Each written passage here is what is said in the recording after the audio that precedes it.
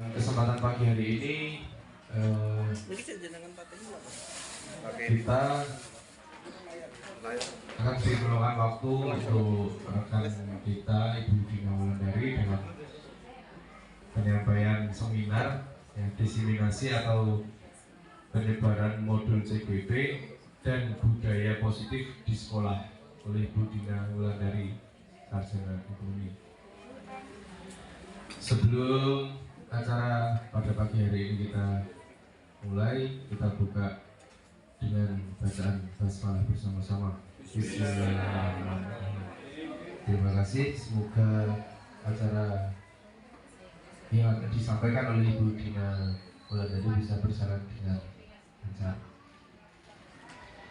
Selanjutnya, acara yang kedua adalah penyampaian materi. Kepada yang terhormat Ibu Dina Wulandari, kami persilakan.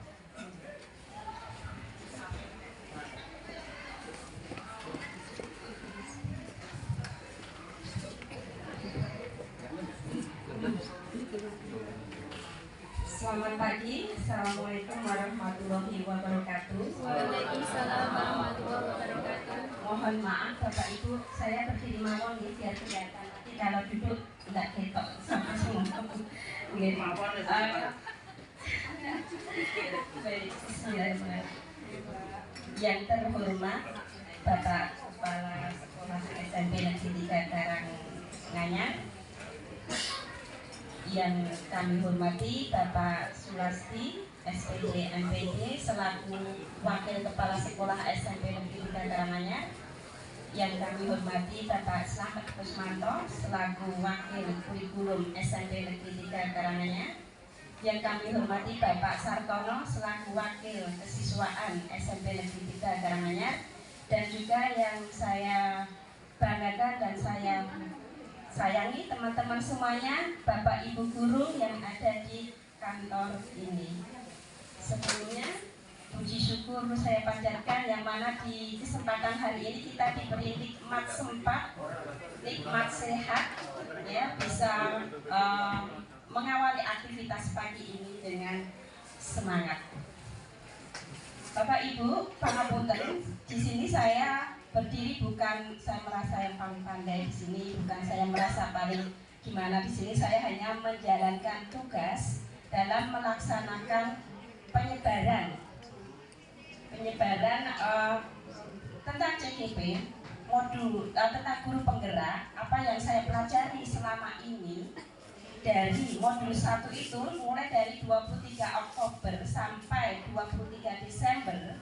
Dalam modul 1, mulai modul 1.1 tentang filosofi KHD dalam pendidikan nasional, modul 1.2 tentang nilai dan peran guru penggerak, modul 1.3 tentang visi misi, dan modul 1.4 tentang budaya positif. Nah, akhir dari modul 1 ini kami diharapkan bisa melakukan aksi nyatanya, di mana aksi nyata dilakukan di dalam sekolah. Jadi di sini saya sama panjenengan bahkan justru lebih panjenengan lebih, karena pengalaman selama ini Bapak Ibu guru semua yang senior itu pengalamannya luar biasa dan ilmunya sangat banyak. Nah, kalau saya baru belajar di pendidikan guru penggerak ini, tujuannya bisa mengupgrade atau mengecas keilmuan di sini. Bapak Ibu, selama ini kita di oya atau memang ini sekarang harus mengikuti CGP. Nah, pasti ada pertanyaan, CGP itu apa sih? CGP banyak tugasnya, saya nggak mau. Wah, CGP itu sudah di kepala sekolah, saya nggak mau. Saya pengen CGP-nya tapi kepala sekolahnya tidak. CGP menyita waktu, CGP membutuhkan biaya, CGP dadak mikir, dadak gawe video, dadak gawe aksi nyata. Nah, pertanyaan-pertanyaan itu pasti terbersit di benak kita sama. Saya juga seperti itu dulu awalnya seperti itu. Tetapi kita sudah komitmen ya Bapak Ibu ya, kita sudah komitmen bahwa terjun langsung di dunia kita mengambil pekerjaan. Komitmen kita sejak awal apa? Kita ingat-ingat dulu pas awal kita yang bergawe dulu itu apa, semangatnya apa? Pak Ari dan coba Pak dulu motivasinya apa Pak ke menjadi guru kita, menjadi guru sampai saat ini, ingat nggak? Mencari nafkah ya, sama lagi kepepet karena nggak ada pekerjaan lain ya, itu saya. Mencerdaskan anak bangsa. Iya, ingin mencerdaskan anak bangsa. Mentransfer ilmu kita selama ada di dunia pendidikan. Apa yang kita kenyang di dunia kuliah akan kita aplikasikan kepada anak-anak bangsa. Semua pasti punya motivasi dan motivasi itu sah-sah saja sampai sekarang. Buktinya kita sudah bergerak sampai saat ini. Ada yang 10 tahun, 20 tahun, 25 tahun ya, bahkan mau hampir purna, tapi tetap bergerak. Nah seperti itulah, itu artinya bahwa kita sudah berkomitmen di dalam dunia pendidikan, yang mana kita menghadapi yang kita hadapi adalah murid-murid. Jadi yang kita hadapi adalah anak bangsa, yang mana perkembangan setiap murid itu pasti selalu berubah. Oke. Maka kita tidak heran kurikulum pasti berubah karena perlu mengikuti perkembangan zaman. Nah, Bapak Ibu, kita di sini saya ingin mengingat kembali nilai-nilai guru yang ada pada diri kita. Nilai guru yang pertama itu adalah berpihak pada murid, yang kedua mandiri, ketiga reflektif, keempat kolaboratif, dan kelima inovatif. Nah, kelima nilai guru ini nanti bisa teraplikasi di dalam isai CGP kalian pada Bapak Ibu mendaftar. Itu ada beberapa isai toh. Nah, isai itu kalau mencakup 5 itu pasti itu akan mempunyai poin atau nilai. Ya. Yang pertama berpihak pada murid, bahwa anak-anak hidup dalam tumbuh sesuai kodratnya sendiri. Pendidik hanya dapat merawat dan menuntun tumbuhnya kodrat itu. Ibaratnya kita itu seorang petani atau pekebun, yang mana kita harus merawat tanaman, umpamanya tanaman jagung itu untuk tumbuh menjadi subur atau dengan cara apa? Menyirami, memupuk, dangiri, guai sukete, guai hormone. Nah seperti itu. Tapi mereka bibit-bibit jagung itu akan tumbuh seperti itu, seperti halnya anak-anak itu mempunyai kodratnya sendiri. Jagung tidak mungkin tumbuh pada singkong, tetap dia akan tumbuh jagung seperti itu. Anak akan tumbuh sesuai kodratnya. Kodratnya dia pintar di olahraga, dia akan tumbuh, kita akan membersamai di bidang itu. Kodratnya di bidang seni, dia akan tumbuh dengan baik di bidang itu. Jadi tidak ada paksaan bahwa anak itu harus pintar akademik semua, tidak. Nah disinilah yang dimaksud dalam keberpihakan pada murid. Jadi dalam kegiatan pembelajaran pun di kelas nanti itu juga akan mengakomodasi keberpihakan pada murid, yang mana media model pembelajaran pun harus berpihak pada murid. Jadi tidak guru center, tetapi harus ada interaktifnya dengan murid.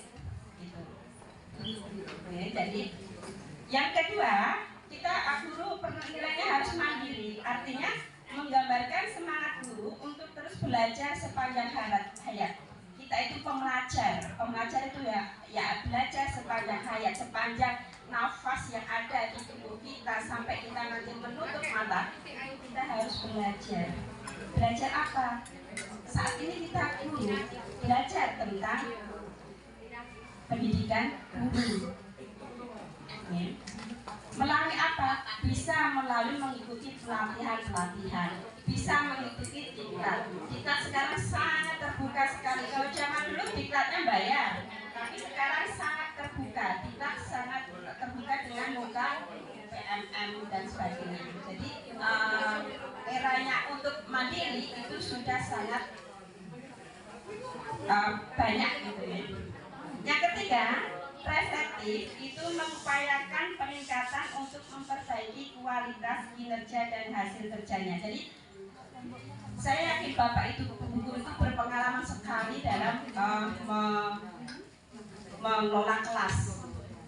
Nah, yang di sini dituntut di sini adalah bagaimana kita merefleksikan diri kita, bagaimana kita mengevaluasi diri kita, yang mana refleksi itu bisa menjadi pembenahan diri kita. Inilah yang dinamakan reflektif. Jadi kita harus reflektif.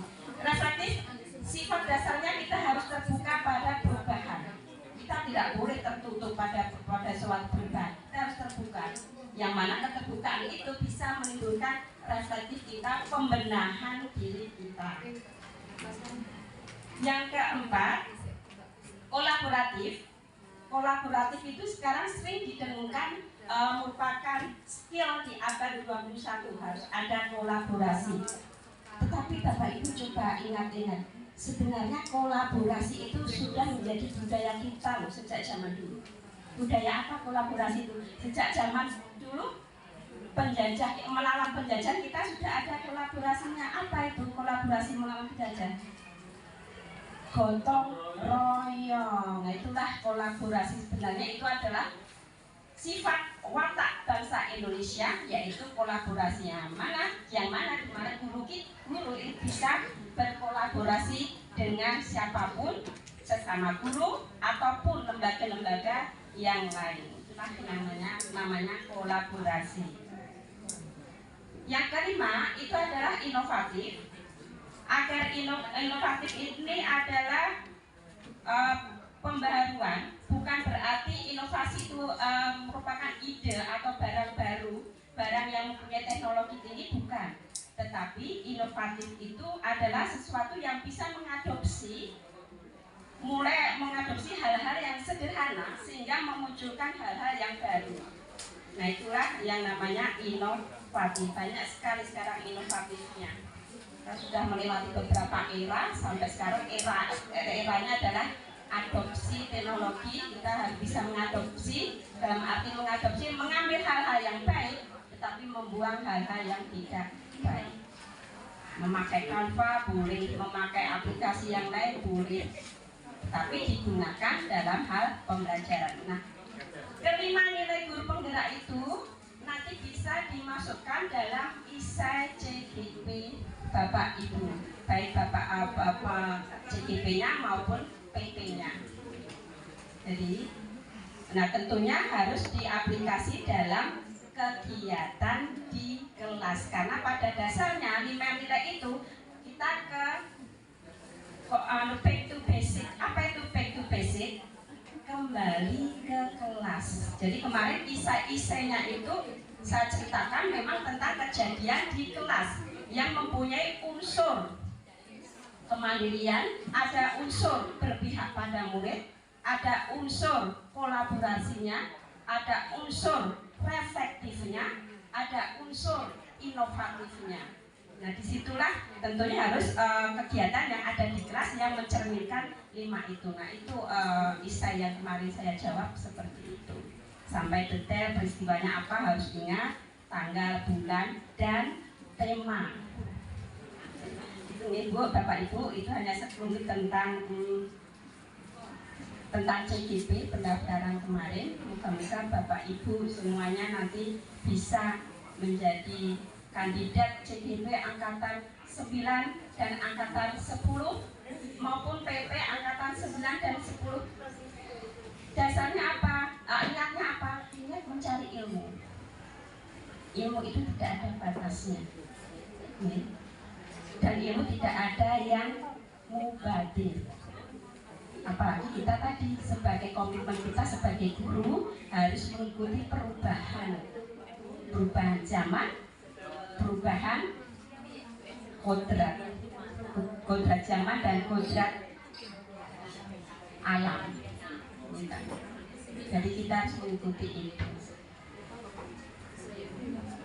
tidak usah takut Bapak Ibu, tidak usah takut, saya nggak mau jadi kepala sekolah nggak ikut gitu. Enggak, itu hanya satu syarat untuk mendongkrak semangat Bapak Ibu dan untuk menyaring bibit-bibit sumber daya manusianya. Jadi masih ada seleksi-seleksi yang lain. Saya nggak mau waktunya pun terlalu lama, bisa disambi karena waktu itu kan kolaborasi dengan instruktur, fasilitator, instruktur itu paham kesibukan Bapak Ibu guru itu paham banget. Jadi dia akan mencari waktu di mana waktu itu tidak ada pas jam-jam sibuk di sekolah. Biasanya itu jam habis maghrib sampai jam 8 atau kalau sesi sore itu jam 3 sampai jam 4. Jadi sebenarnya fleksibel sekali. Jangan takut nanti waktunya tersita banyak. Justru nanti di CKP itu sangat enjoy sekali. Enjoy dalam arti punya banyak teman, kita berlatih berkolaborasi, kita dapat menambah ilmu, itu yang penting. Dan bagi GTT maupun P3K itu menjadi golden case. Apa itu golden case? Itu menjadi kunci emas. Saya nggak tahu artinya apa, hukumnya apa, tapi kemarin sudah disinggung. Itu bisa jadi akui, pelatihannya itu diakui nanti sewaktu-waktu kantor namanya Pak P3 namanya Pak Diklat itu diakui, dia hanya kalau sudah dapat sertifikat CKP dia hanya mengikuti pos terakhir saja. Jadi enaknya di situ. Maka kemarin kelompok saya itu kebanyakan dari P3K, jadi mudah-mudah sekali dan fresh sekali. Iya, semangat. Mas Aang, Mbak Andri, Mas Heri Muda, Mas Arif, dan yang GTT pun juga minimal 5 tahun. Mbak Devi harus semangat lagi Mbak Devi. Kesempatannya masih banyak, masih jauh. Iya, nggak ada ruginya. Percaya deh, kalau kalian niat, maaf Bapak Ibu guru niat mencari ilmu, apapun itu pasti ada manfaatnya dunia akhirat gitu. Amin gitu. Bapak Ibu, itu guys 10 menit materi satu saya tentang penyebaran CGP. Selanjutnya saya ingin ke materi yang kedua, yaitu tentang budaya positif. Ini modul 1.4, yaitu konsep yang sudah saya pelajari pada modul ini tentang disiplin positif, teori kontrol, teori motivasi, hukuman dan penghargaan, posisi kontrol guru. Ada 5 posisi kontrol guru. Nanti kita bisa merefleksikan diri kita. Oh, saya ini posisinya kontrol di mana ya? Saya sebagai guru penghukum kan? Saya sebagai guru pembuat rasa bersalah pada murid kah? Atau sebagai manajer kah? Posisi kontrol saya nanti bisa kita lihat dalam tema posisi kontrol guru. Selanjutnya kebutuhan dasar manusia, di mana di sini kita akan dibimbing bagaimana kita mengetahui kebutuhan anak itu apa, motivasinya anak itu apa. Terus yang selanjutnya ada keyakinan kelas. Keyakinan kelas itu seperti tata tertib atau kesepakatan yang ada di dalam kelas, bagaimana kita cara membangun kesepakatan kelas, dan tindakan dengan tahap restitusi segitiga restitusi. Ada 3 tahap dalam penanganan suatu masalah, baik masalah yang ada dalam siswa maupun dalam permasalahan yang ada di sekolah, yaitu guru ataupun karyawan. Nanti bisa menggunakan segitiga restitusi. Nah, kita pertama dulu Bapak Ibu tentang disiplin positif. Saya hanya merangkum modulnya. Di sini disiplin teorinya, konsep dasarnya itu berasal dari ahli dari luar, juga dikombinasikan dengan Bapak kita Ki Hajar Dewantoro.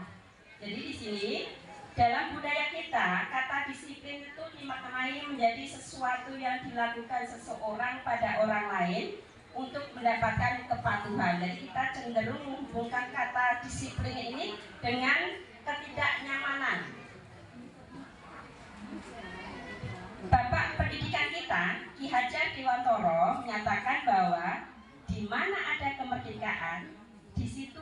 harus ada disiplin yang kuat. Jadi merdeka belajar itu bukan berarti merdeka sak-sae, justru dalam merdeka itu dituntut kita mempunyai disiplin yang kuat yang berasal dari dalam intern ya.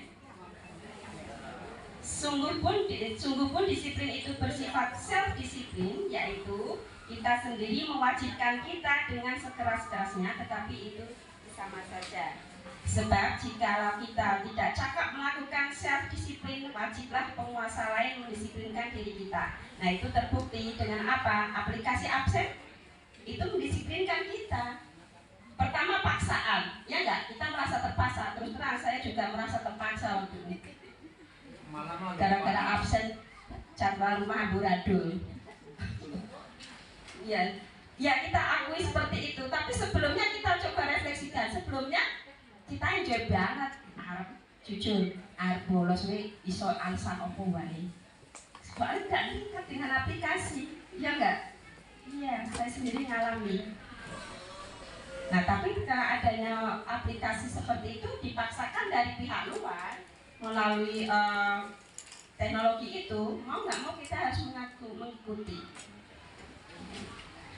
Nah, disinilah bahwa yang dimaksud disiplin ini adalah disiplin diri yang memiliki motivasi internal. Jika kita tidak memiliki motivasi internal, maka kita memerlukan pihak lain untuk mendisiplinkan kita. Siapa pihak lain? Pihak lain itu eksternalnya. Berasal dari luar dari kita. Nah,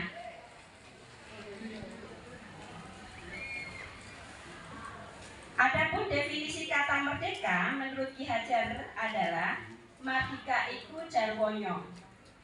Ini yang bahasa Jawa. Bener, Bu. Nanti tolong dikoreksi ya. Nora mau lempasin pangreh. Ning uga kuat kuwasa amandari priyangga. Artinya merdeka itu artinya tidak hanya terlepas dari perintah, akan tetapi juga cakap buat memerintah diri sendiri. Jadi kedisiplinan itu bagusnya berasal dari internal dari diri kita. Bagaimana kita menyadari bahwa kalau kita tidak disiplin itu ternyata merugikan orang lain, ternyata merugikan murid, ternyata berdampak yang lebih luas yang dulu. Tetapi kalau kita mempunyai kesadaran dari dalam, oh saya akan berubah, saya akan mendisiplinkan diri kita.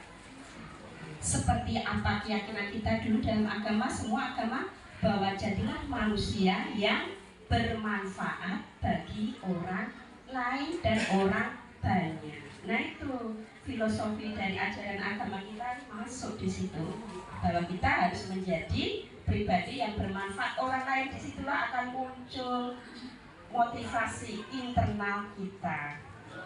Itu nih Bapak Ibu, kita sama-sama baca. Saya tidak sempurna, saya juga banyak kekurangan, tapi kita berusaha, sama-sama berusaha mencari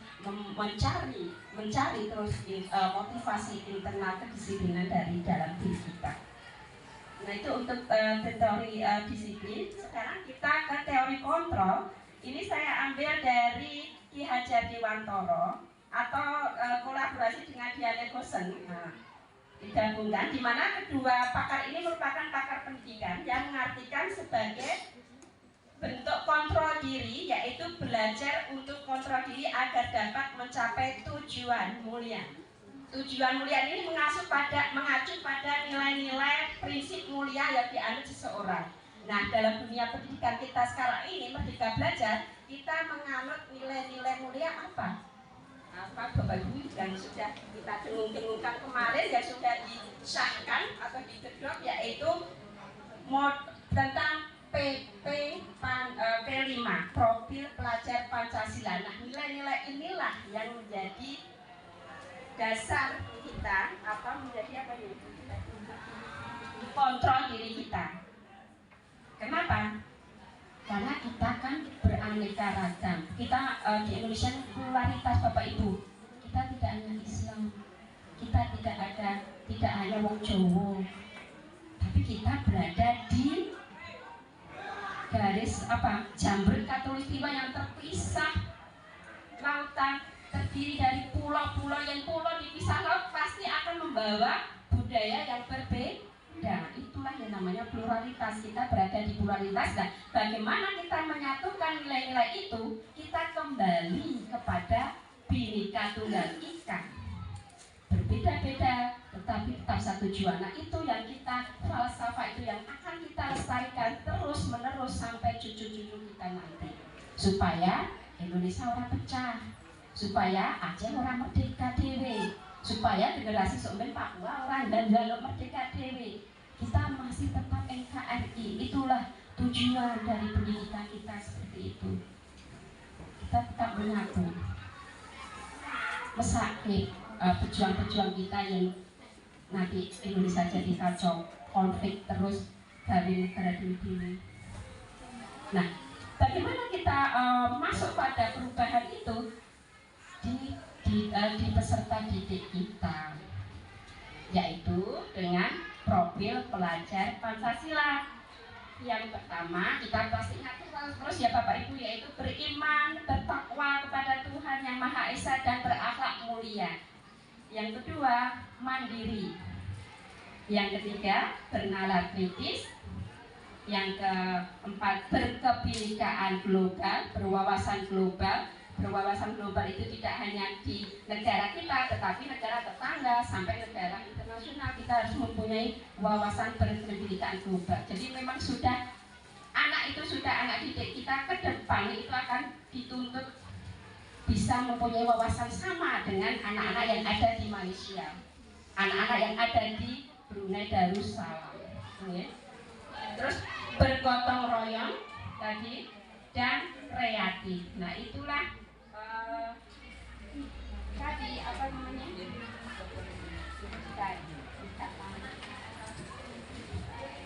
Nilai-nilai yang kita miliki. Sekarang yang lanjut nomor 3, teori motivasi, yaitu menurut Diana Bosson dalam bukunya Restructuring School Discipline itu menyatakan 3 motivasi perilaku manusia. Nah, motivasi yang pertama itu menghindari ketidaknyamanan atau hukuman.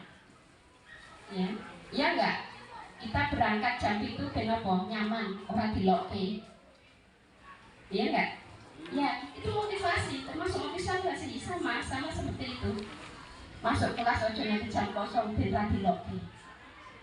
Ya diloke kita harus enggak? Malu, ya enggak? Ya kayak malu harus itu. Bolos pada waktu jam pelajaran murid-murid kita marah enggak? Kita ngeloke enggak? Murid bolos kita ngeloke enggak?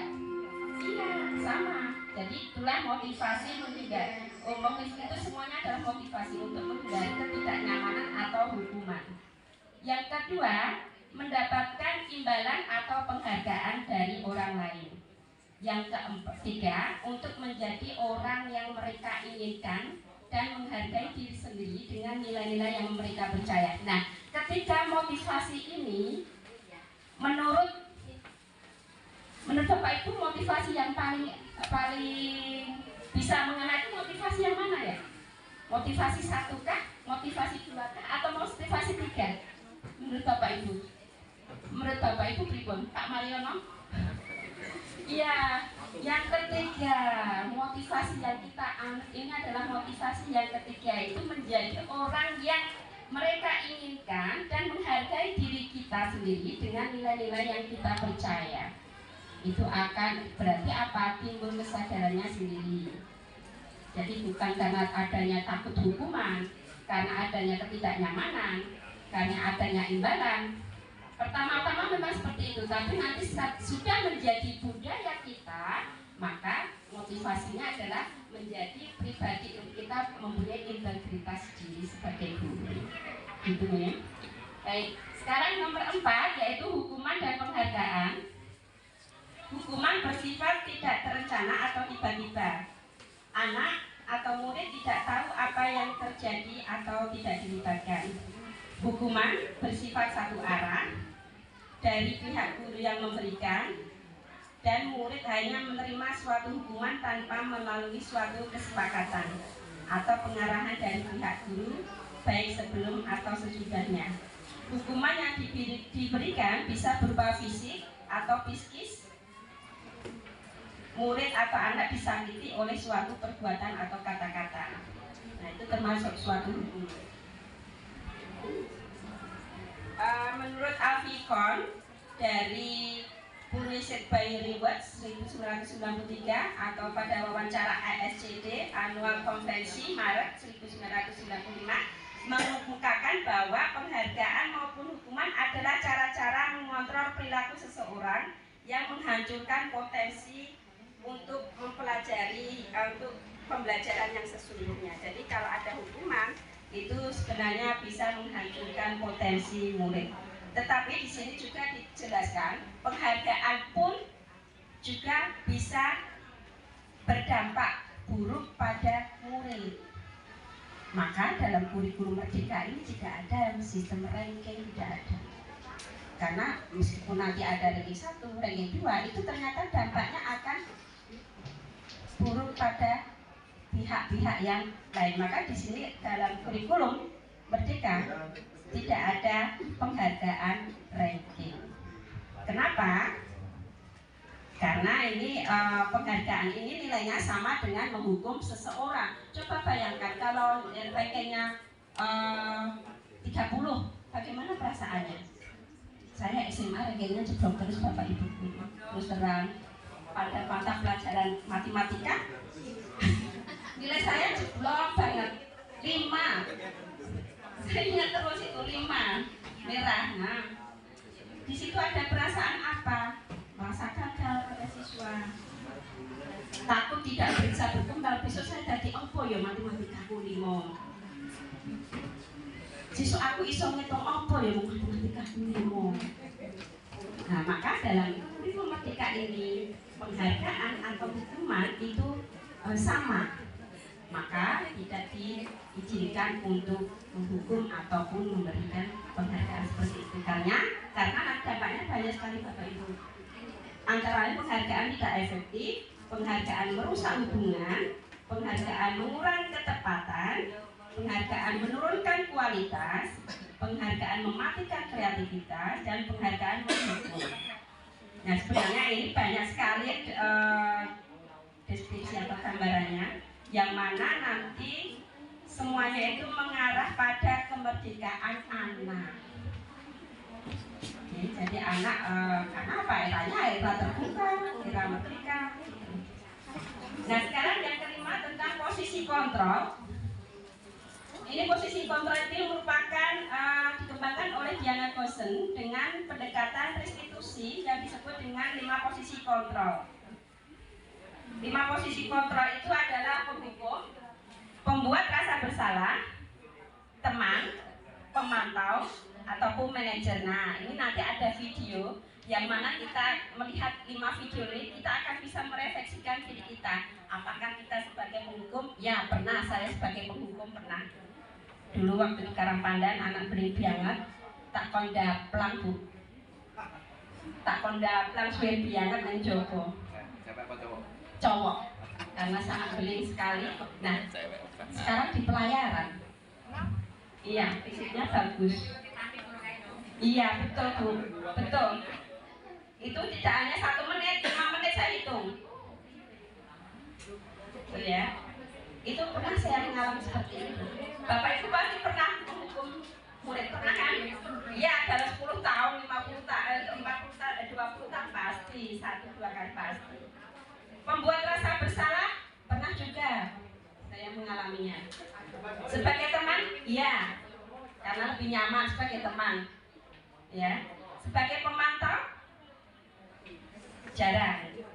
Sebagai manajer, baru mau melakukan. Nah, bagaimana 3 posisi kontrol ini bisa kita simak videonya ya Mas ya.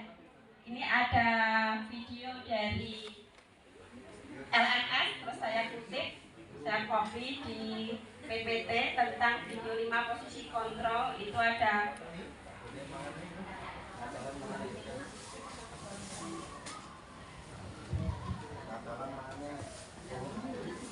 nah,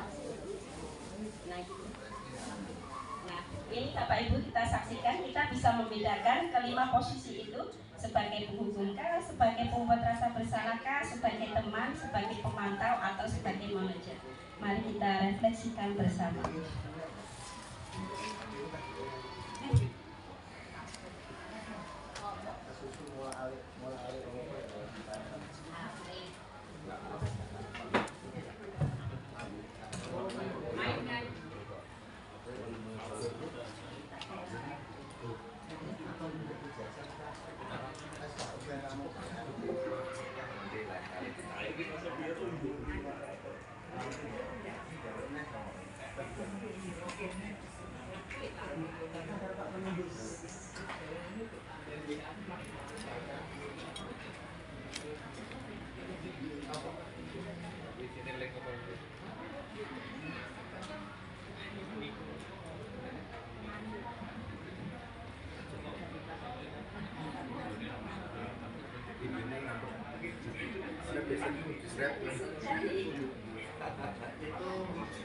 Programnya belum ada.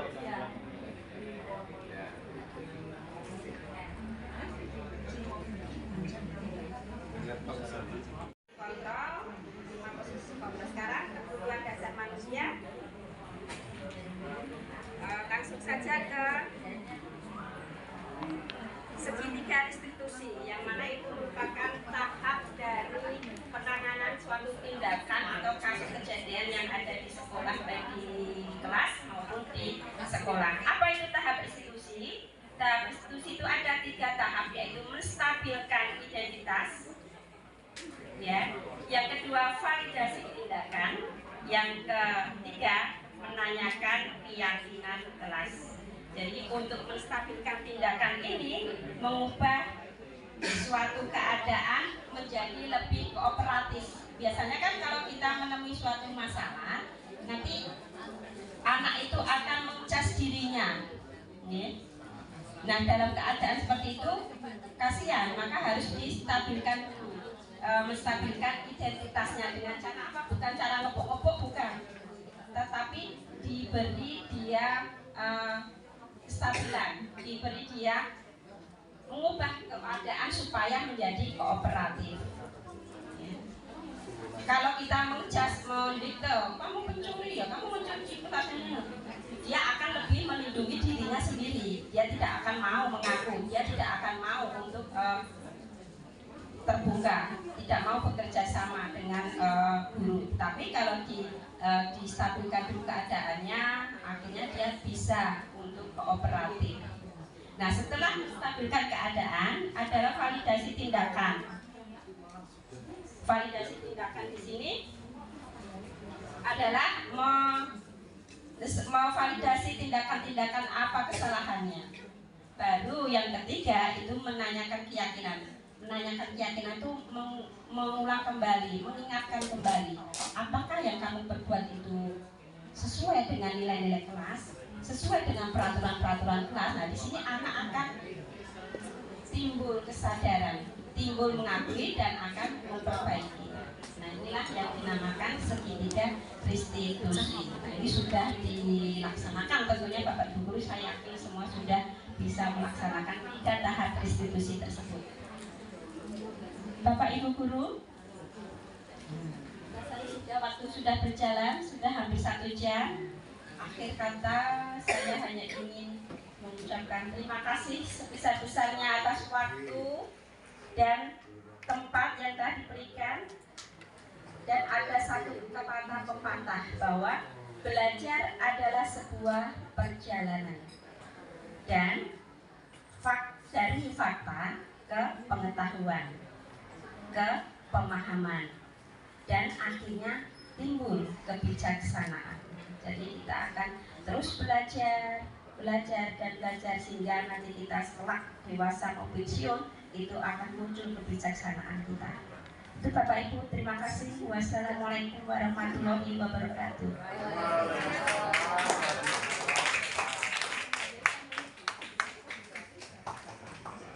Jadi sedikit materi yang disampaikan untuk pertemuan bagi kita yang ingin bergerak atau masuk mengikuti CGP ternyata seperti itu ilmunya cukup banyak, cukup padat, sehingga progresnya akan bermanfaat terhadap kita dan juga kepada anak. Sebelum kita akhiri, mungkin ada beberapa kata dari Pak Kepala Sekolah kami silakan mohon.